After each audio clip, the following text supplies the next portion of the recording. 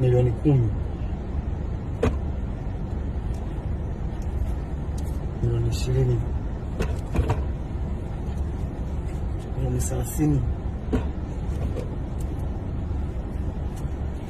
Milioni 40. Milioni 50. Milioni 60. Milioni 70. Milioni 80. Milioni 90. Milioni 100. Milioni 110. Milioni 120. Kwa nini muonesha hizi hela?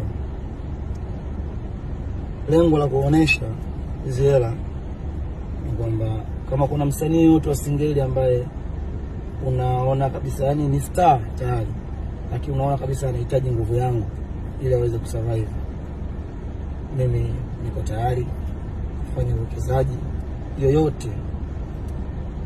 Nitaweka hela yangu na nitafuata sheria zote, na nimemtengea bajeti yake milioni 10. Najua hapa atapata kodi ya miezi 6, atapata marazi, usafiri wa kumpeleka hapa na pale na nini. Kwa hiyo bajeti yake ipo. Kwa hiyo tagi msanii wako ambao unaona kabisa huyu natamani kumuona anafika mara fulani, lakini amekwama, anahitaji uwekezaji. Na kingine niwakumbushe tu kwamba ndugu yangu Mbosokani anaachia remix zake 3 nafikiri. Ana remix kutoka Rwanda, ana remix kutoka Kenya, na kuna remix ambayo ni hapa Bongo ambayo amefanya yeye Darasa binafsi, kuna alifanya na Choreography, kuna alifanya na Rwanda pia. Kwa hiyo this time tusikilize verse ya Bien, sababu Bien mimi ni my favorite artist.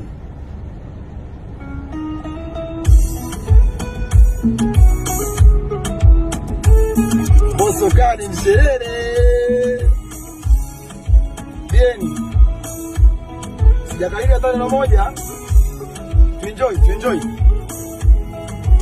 mziki.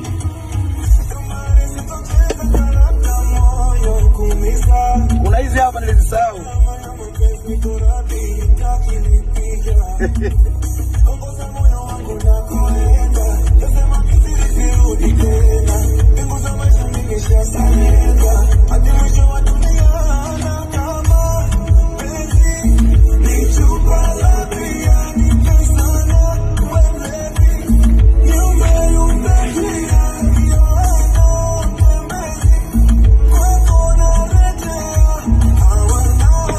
Mbosokani